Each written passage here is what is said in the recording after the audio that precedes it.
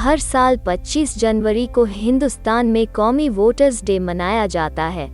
2011 में इसकी शुरुआत होने के बाद इस दिन को मुल्क के नौजवान राय दाहिंद की दुनिया की सबसे बड़ी जमहूरियत के सियासी अमल में हिस्सा लेने के लिए हौसला अफजाई की जाती है।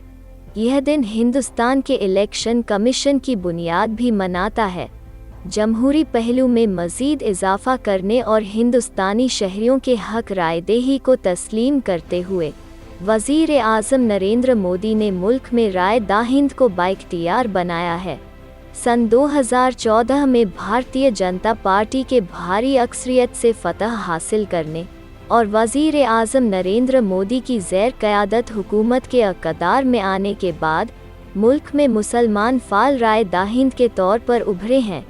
मुल्क के आइन के सामने सिर झुकाते हुए वज़ीर आज़म ने सबका साथ, सबका विकास, सबका विश्वास के ज़रिए मुआशरे के तमाम तबकात को बाइख्तियार बनाया है।